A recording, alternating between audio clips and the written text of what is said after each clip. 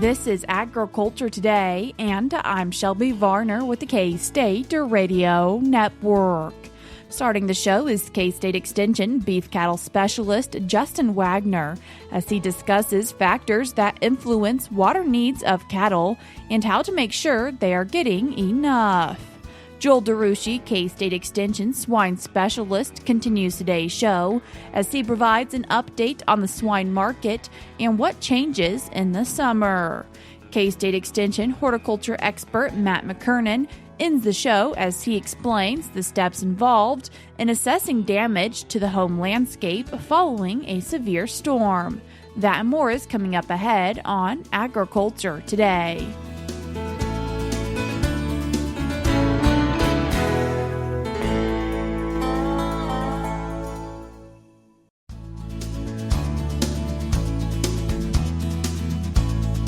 You're tuned in to Agriculture Today, and we start our show talking about water for cattle with K-State Extension beef cattle specialist Justin Waggoner. Justin, thanks for joining us today.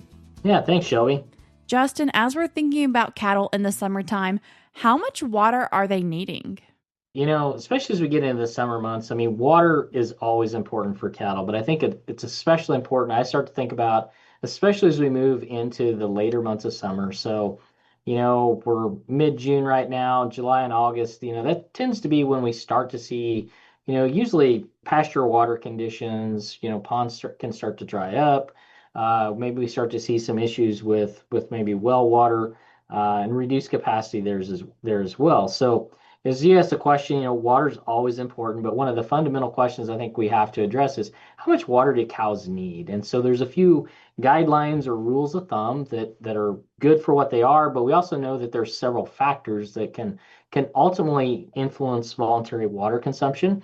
And I will say voluntary water consumption is one of the things that is the most difficult for us to predict in cow-calf production. It's just very challenging. So there's a number of factors. There's a lot of variability around water consumption. But a really good rule of thumb is that cattle should consume about 1 to 2 gallons of water per 100 pounds of body weight. So if we take average 1,300-pound cow, that's somewhere between 13 and 26 gallons of water per day. Now, obviously, that's a very wide range, and we know that there's some factors that are going to influence that. One would be moisture content of the diet. Are we on green grass? Are we consuming a drier diet that's going to be mostly composed of hay in some instances? What's the salt content of the diet? The other thing is body weight, lactation. Those are all going to be factors that'll ultimately influence cattle water consumption. The biggest one is actually temperature. So if we start off with a cow that, 40 degrees Fahrenheit is kind of a good benchmark. That's where we start a lot of our requirements for cows and weather data at. And so as ambient temperature increases above that 40-degree Fahrenheit mark, cows require an additional gallon of water for every 10-degree increase in temperature. We also know that lactation increases that. So as an example, if we use a 1,300-pound beef cow that's non-lactating, so a dry cow, on a 40-degree Fahrenheit day, she's going to require about 9.2 gallons of water per day. On the other end of that spectrum, if we take that same 1,300 beef cow, she's now lactating, producing 25 pounds of milk per day, and let's say it's 90 degrees outside. So her water requirements at that point are about 19.7 gallons of water per day, so nearly 20 gallons of water per day. So if we come back to that rule of thumb, okay, that 1,300-pound beef cow, somewhere between 13 and 26 gallons of water per day. That rule of thumb really does hold true, especially as we get into those upper temperatures. But there is quite a wide range of water requirements associated with cattle. So we've got weight, we've got temperature, we've got the diet, and we've also got factors like lactation that can ultimately influence that as well. As cattle producers then are thinking about cattle's water requirements, is it important that they maybe do some math and think about how many cattle do I have and is my tank big enough to provide enough water for these cattle? Yeah, that's also another question that often comes up is just simply how much water will a tank hold? And so as we think about, the capacity of an average stock tank does require some math. We can calculate that out. So circular tank capacity in gallons can be calculated by taking 3.14 times the radius squared of the tank times the depth in inches divided by 231. Yes, that is a lot of math, and those formulas are available at ksubeef.org in their water questions and answers article. However, as an example, if we use a 12-foot stock tank that has 2-foot sides, so a 12-foot tank, 2-foot sides, fairly common size of water tank of production. So that stock tank is going to hold 1,691 gallons of water.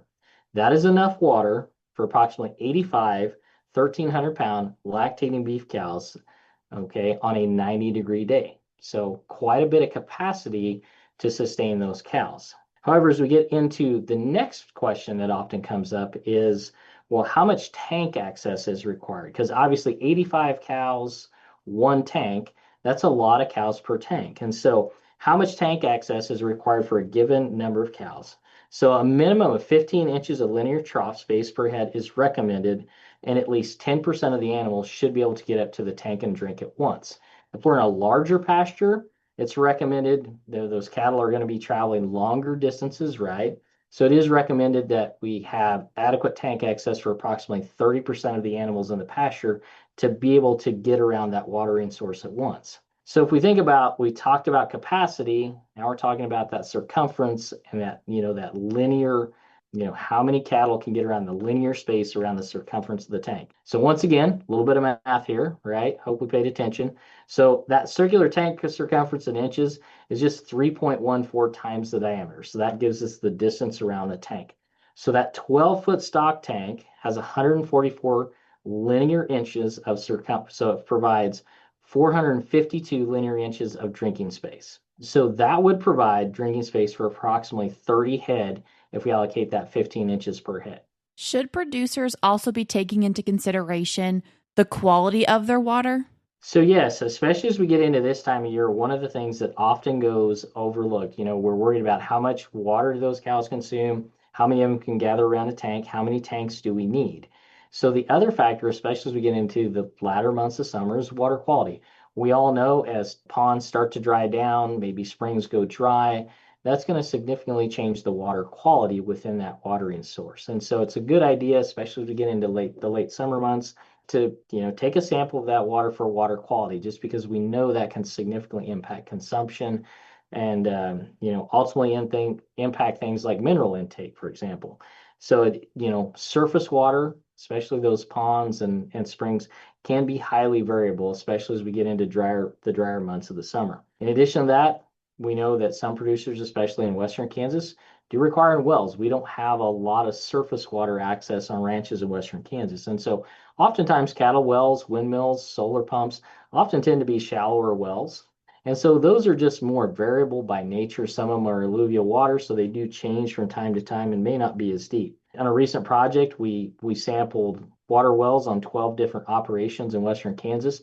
And one of the interesting things we discovered in that survey was very few of those water sources had actually been sampled. So it's just a good idea, a good check mark to take a water sample, especially of those windmills that we have on those watering sites, and monitor those for quality. That's really something we should do on an annual basis, just so we know what the water quality is on a given site, just because there's so many different production impacts that can be associated with water quality. For producers who also have to maybe haul water to their cattle, is there anything that they should be keeping in mind? So the biggest things that I often remind producers of when we are hauling water to cattle is, one, the conversation about how many tanks do I need to support X number of cows that are on stocks or at a given particular site. Especially, we just went through the math and basically demonstrated that, it's really tank circumference and that linear drinking space that really determines, how many tanks we need to have there, not necessarily tank capacity. The capacity of one 12-foot tank has way more capacity in terms of water than it does circumference for cattle to be able to get up there and drink. So I think those two factors are really what becomes more important when we get into those situations where we're hauling water. What about the cleanliness aspect? Not so much just water quality, but the cleanliness of a tank. Yeah, that's interesting that you bring it up. We oftentimes don't think about, those stock tanks or those windmill tanks, those concrete tanks that are set in a variety of, pastures that we may see. How often do those get cleaned? We often know they're contaminated with dirt and soil, et cetera. And so it can be really just kind of an annual event if you've got tanks that are on pastures especially permanent tanks, to come in and drain those tanks prior to bringing cattle into a new pasture and cleaning those out as well. While we're thinking about tanks, does shade or placement of those tanks make a difference? So, really not so much in terms of shade. I don't think about that as much, but one of the things that I like to keep in mind or remind producers is distance that cattle will travel to a watering source. So oftentimes, especially if we get into larger pastures, we'd like there to be a watering source about a half a mile. That cattle would have to travel no more than a half a mile to a particular watering source. That tends to be, just kind of a good rule of thumb. So if we've got a very large pasture, we may need 2 to 3 watering sites across that pasture spread out. But usually in terms of, cattle will tend to congregate about watering tanks, especially when we don't have enough watering sites within a given pasture. So that can also impact grazing distribution across a site. So just the development of watering sites across a particular pasture can also be a good way to enhance grazing utilization on a site. How often should someone be checking their water? Water is probably one of the most important nutrients that we provide to cattle, right? And so, there's nothing that really compares to a group of cattle circled around a dry tank on a really hot day. And so, especially as we get into the summer months, I think it's a good idea to check those water sites really daily if we can. And if that's not practical, then at least getting to those sites every 2 to 3 days to make sure we've got adequate water provided for those cattle, especially as we get into the summer months. Justin, I appreciate you taking the time to join us today. Thanks, Shelby. That was K-State Extension beef cattle specialist Justin Waggoner. I will link the resource that he mentioned in today's show notes on agtoday.net. We're cutting to a short break now, but we'll be right back.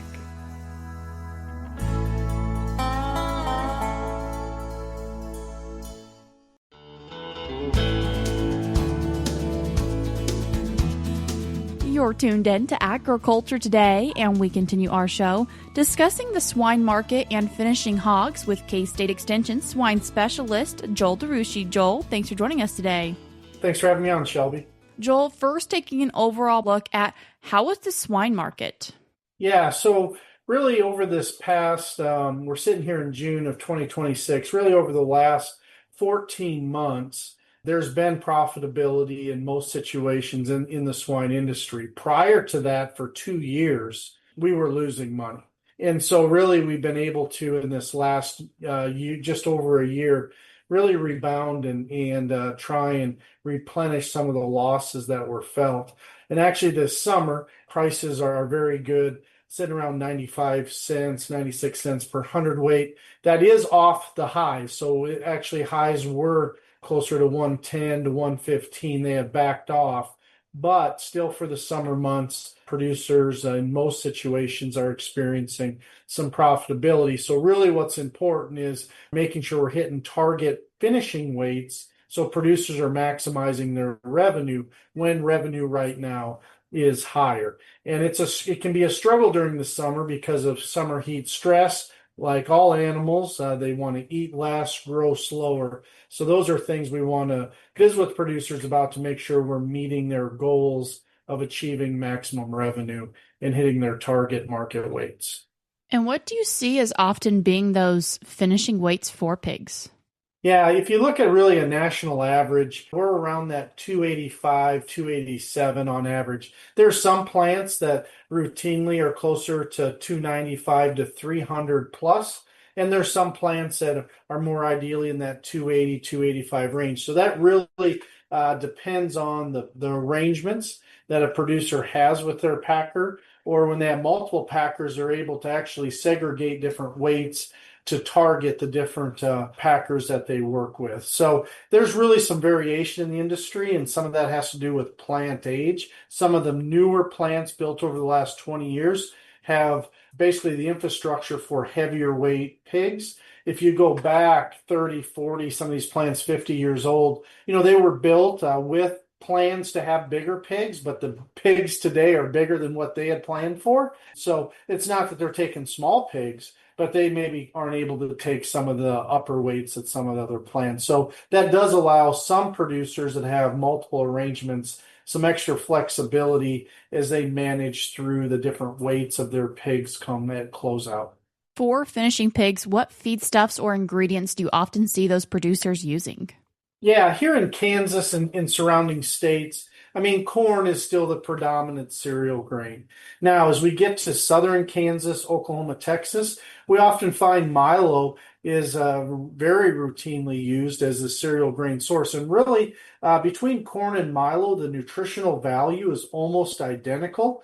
If we look today at modern genetics of our cereal grains, we actually don't see much difference between those at all. And if we were having this conversation 30 years ago, 20 years ago, milo would somewhere be around 95 to 96% of the value. Today, it's about 100%. And so some of those operations have the ability to utilize milo. We often also get into wheat at times. So when wheat is off quality, you look worldwide, there's as much wheat fed as any cereal grain to pigs. If you start looking at Europe, Canada, Russia, other places that feed a high proportion of wheat. So it certainly can work in. It all just depends on the pricing. Really, I mean, corn is still king. Most producers are going to feed corn, but we do have milo as an option. Other byproducts that are fed really in the U.S., sometimes we get limited in Kansas. We don't have a lot of dry distillers plants, the ethanol plants. While we have some, a lot of that product goes out wet that feedlots and dairies are able to utilize. We cannot feed wet distillers in a dry pig diet. It just doesn't mix in, and that moisture level will just cause the whole diet to mold. So while we do have some availability of dry distiller grains, sometimes it's not as economical in Kansas as compared to other parts of the country that have more ethanol plants that are drying here in the Midwest. Wheat midds also is one, but wheat midds is very low, is much lower in energy. And if we think about trying to maximize our growth potential of these pigs, sometimes wheat midds in Kansas can work in the wintertime, depending on the year and pricing. But here going into summer, that's really not an option, because if we feed wheat midds, the actually growth performance is going to go down, which again, under a higher revenue potential situation, that's not a decision we want to make. Other ingredients such as added fat. Fat itself, have the opportunity to feed liquid fat, and that could be from rendered animal fat or from our vegetable sources such as soy oil from soy crush plants or corn oil from ethanol production from those facilities. Added fat price right now is almost at record highs. It's very expensive. It follows the crude oil market in particular, as it's used as well on the biofuel side. In almost all cases, added fat is not economical. We find some in some lactation diets for sows yet, because of the importance of their energy intake and milk production in summer. But in finishing, it's very hard to pencil that in right now. And so sometimes that's a tool, but this year it's really not, given the price of added fat in our finishing diet. So we're really left with other decisions outside of nutrition. So nutrition plays a pivotal role, but oftentimes now, when we're limited in some of our ingredients, we're looking at management practices. And what are some management practices that you might see swine producers needing to shift this time of year? Yeah, it really has to do with space utilization. So really what we're talking about there is offering those pigs more time in those finishing facilities to reach that ideal weight for marketing. In summer, it's very routine. Pigs, depending on the weather conditions, can be anywhere between 5 up to 10 pounds lighter on the same days on feed versus a spring and fall as example. And so really what we have to do is figure out how we come up with an extra 4 to 7 days oftentimes just to get to the same weight as if it wasn't a cooler season. And so we can do that through holding pigs in a nursery a little bit longer, because those pigs during summer, if we hold them there a little longer, they're not marketed until later this fall when we're on new crop and the weather conditions are much cooler. So oftentimes it's about stocking density, space utilization, trying to get as many days as we can in the finishing to achieve that. And honestly, that's one of the best ways that we can get to our final weights. Sometimes we can achieve it. So far this summer in Kansas, we haven't been absorbently hot yet. And so probably where we have a little bit less heat stress. We certainly have it under, even when it's getting into the 80s, low 90s, we do get heat stress, but maybe not as severe as some other years, at least starting out the summer. And you mentioned during summer it taking those pigs a little bit longer to get to that finishing weight. But with the evolution of grain and pig genetics, do they actually finish faster than they have in the past? They absolutely do. So I would say from a nutritional standpoint, we continue to refine and make improvements that make marginal changes, right? So we try and keep up with the genetics. The genetic component of swine is just remarkable. Similar to our, corn, soybeans, the advancements in other livestock species. What we can do in the amount of days and the growth rates that we find now with our modern genetics than 10, 20 years ago is quite substantial. We have cut down, it's a trade-off. So the pigs grow faster, but oftentimes producers are trying to achieve a higher market weight. So if we look at days on feed, that often hasn't changed a great deal. We can actually still get to those weights faster than historical, but we're also trying to get more weight. So that's kind of a push-pull offsetting factor. But the good part of that is with the improvements in growth and feed conversion in most of our genetic lines, we can get to a heavier weight, more feed efficient, which is certainly a positive because we can't feed big animals that are inefficient because then we should have sold them lighter if their feed conversions aren't good enough. Well, our modern genetics are. And then also we've pushed up average daily gain. We have a lot of Duroc type sired offspring in different situations, different production systems. Those tend to gain a little faster than some of the traditional crossbred pigs. But again, all of them gain faster than they used to. Joel, what is the K-State Extension swine team working on right now? Yeah, so our team is actively involved. We do approximately 40 research trials a year, and a lot of that's on nutrient requirements, feed efficiency, looking at new combinations of ingredients in the nursery as well as finishing to continue to have producers as economically as possible raise their pigs, have the most production out of their sows as possible. All of our information you can find at ksuswine.org. Again, that's ksuswine.org, and we're here to help any producer of need, regardless of size. We help producers with just a few pigs and then those with certainly a lot. So we're here to serve as a resource to help any producer be more profitable. Joel, I appreciate you taking the time to join us today. Yeah, thanks for having me on. That was K-State Extension swine specialist Joel DeRouchey. We're cutting to a short break now, but we'll be right back.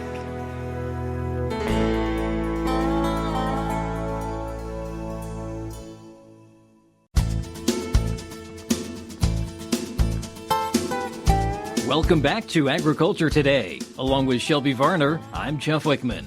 Kansas has seen its share of severe storms this spring. In addition to property damage, landscape trees and gardens have also been impacted. K-State Extension horticulture expert Matt McKernan discusses how to assess damage following severe storms.